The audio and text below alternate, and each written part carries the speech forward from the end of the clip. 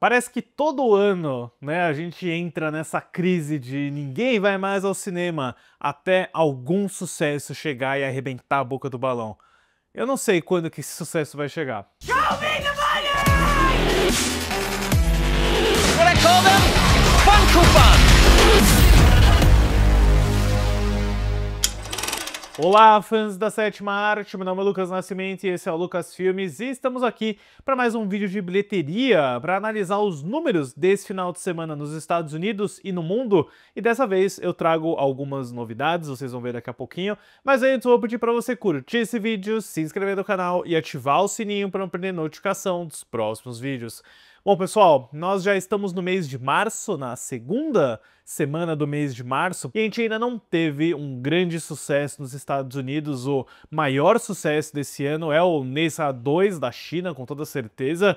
Então a gente tá aí se perguntando onde estão os sucessos, cadê os hits. Esse daqui, apesar de ter tido 5 novas estreias, foi o pior final de semana nos Estados Unidos de 2025 até agora. Então é aquele típico caso de situação onde os estúdios, investidores e exibidores ficam bem preocupados. E antes de eu começar a falar sobre os números aqui, pessoal, esse é aquele vídeo que eu falei pra vocês que eu iria mudar a forma de apresentação dos números, mostrar o ranking de uma maneira diferente. Então isso daqui é um teste, tá? É um piloto e eu vou pedir para que vocês comentem depois qual método vocês preferem, se vocês preferem o tradicional ou o novo que eu vou apresentar agora. Então vamos lá, começar a falar sobre o top 10 de bilheteria doméstica desse final de semana. Em primeiro lugar, a gente fica com o Novocaine, A Prova de Dor, que é a estreia aí da Paramount Pictures. Filme estrelado pelo Jack Quaid, que abriu com 8,70 milhões de dólares nos Estados Unidos. O filme de ação e comédia teve um budget de 18 milhões de dólares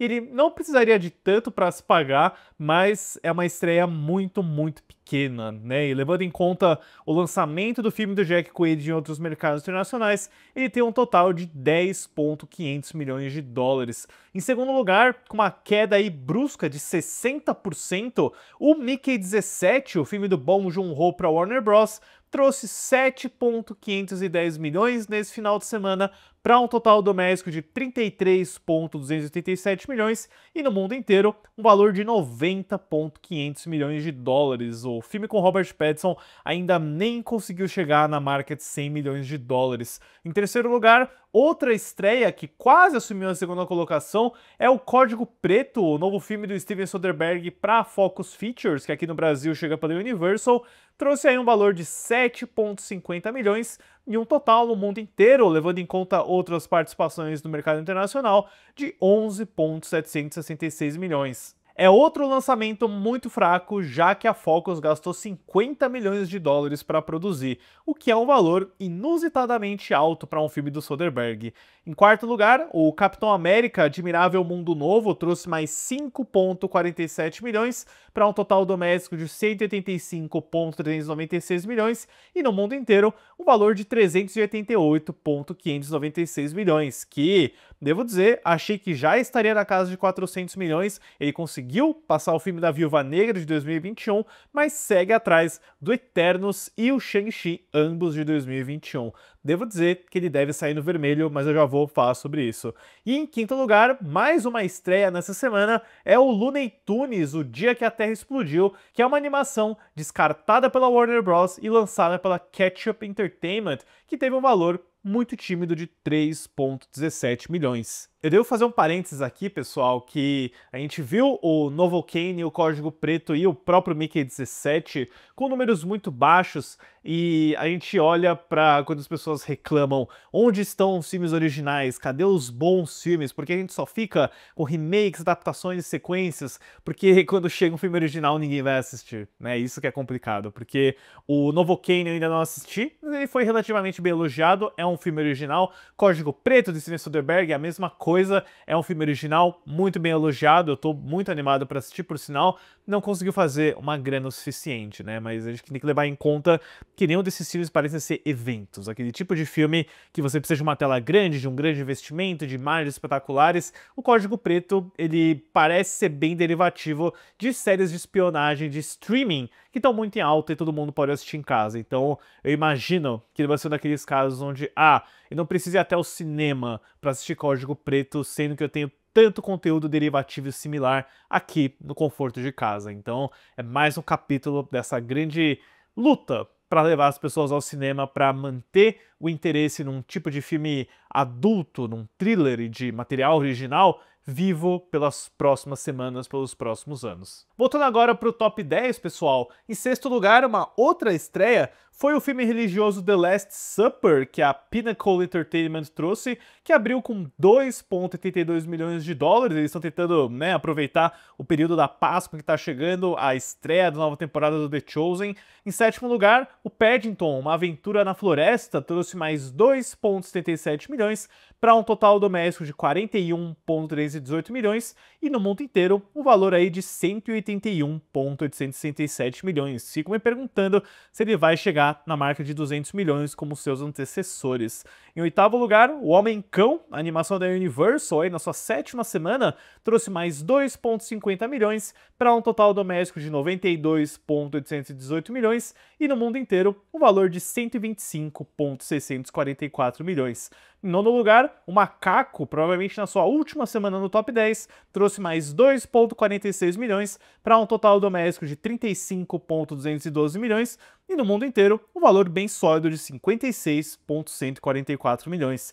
E em décimo lugar, o Last Breath da Focus Features trouxe 2,30 milhões para um total doméstico de 18,563 milhões. Vale apontar também, pessoal, que nesse final de semana o Bridget Jones, Louca pelo Garoto, chegou na marca de 120 milhões de dólares sem o auxílio dos Estados Unidos. Eu sinto que esse valor poderia estar nos 150, talvez. E o Anora, ainda impulsionado pela vitória no Oscar, nos mercados internacionais, chegou na marca de 51,9 milhões de dólares. E agora, né, antes de acabar o vídeo, outra inovação que eu estou trazendo para o quadro de bilheteria é a gente analisar um pouquinho caso por caso, né? E eu vou destacar aqui, primeiramente, o Capitão América Admirável Novo Mundo da Disney e Marvel, que está num cenário muito curioso, né, pessoal? O filme ele teve aí um final de semana na casa de 5 milhões de dólares, ele ainda está em exibição em mais de 3 mil salas nos Estados Unidos, ao longo de 5 semanas, mas claro, eu tô de olho aqui no valor mundial dele, que tá na casa de 388,596 milhões. Eu imaginei que ele já estaria em 400 milhões, até porque ele precisa desse valor, porque o orçamento anunciado pelo Kevin Feige, do qual eu não acredito, e eu tenho muitos motivos para corroborar essa tese, né? As filmagens, os adiamentos e tudo mais, 180 milhões de dólares, beleza, a gente assumindo que esse é o valor real do filme, ele ainda precisaria de 450 milhões para chegar no valor de break-even e pagar as contas no cinema. Então, ele ainda está distante disso, ele está atrás do Eternos da Chloe Zhao com 405 milhões de dólares e também do Shang-Chi e a Lenda dos 10 Anéis do Daniel Destin Cretton, que também está na casa de 400 milhões. E agora a gente levanta a questão se o Capitão América vai conseguir no mínimo chegar a 400 milhões de dólares. Eu acho que ele não sai dessa casa, impossível sonhar com 500 milhões de dólares, e ele vai meio que trazer um pouco de troco para Disney até essa próxima semana com a estreia do Branca de Neve com a Rachel Zegler e a Gal Gadot, que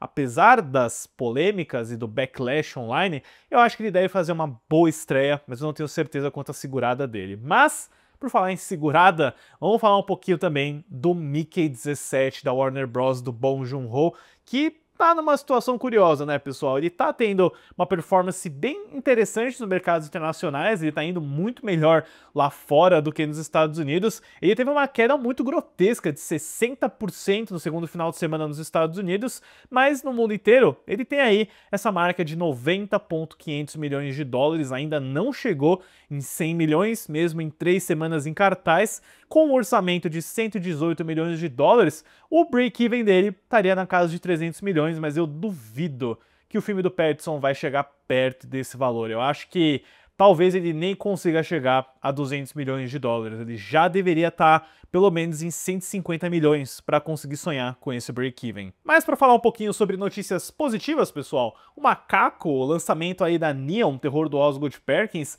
é um dos hits da temporada, porque ele custou apenas 10 milhões de dólares, entre 10 a 11 milhões, precisaria de um break-even de 15 milhões, e nessas 4 semanas ele já está numa posição de lucro, já que o valor mundial dele é de 56,144 milhões. Olhando exclusivamente aqui para o valor doméstico elenco dele, ele já é a segunda maior bilheteria da Neon nos Estados Unidos de todos os tempos, atrás apenas do Long Legs do próprio Osgood Perkins. Então, o Osgood Perkins pode dizer que ele é a galinha dos ovos de ouro da Neon, porque ele entregou os 2 maiores filmes da história deles. E ainda vai ter mais um no final do ano, também com a Neon, com a Tatiana Maslany. Mas é isso, pessoal. Esses são os principais números e informações de bilheteria que eu tenho para vocês no vídeo de hoje. Por favor, deixe nos comentários qual formato vocês preferem. O formato com o ranking e os casos isolados, ou o formato tradicional de uma imagem por filme, uma imagem por número, como eu venho fazendo desde 2022. Deixem nos comentários, eu quero ouvir de vocês. Nessa semana vamos ter aí mais Premonição, vou retornar ao especial da franquia com um vídeo sobre o terceiro filme. Também pretendo falar de algumas estreias, lançamentos de Steven Soderbergh, talvez do Vitória com Fernanda Montenegro. Ainda estou montando a agenda, mas eu garanto a vocês que haverá mais vídeos nesses próximos dias. Certo, pessoal? Obrigado pela visita e até a próxima sessão.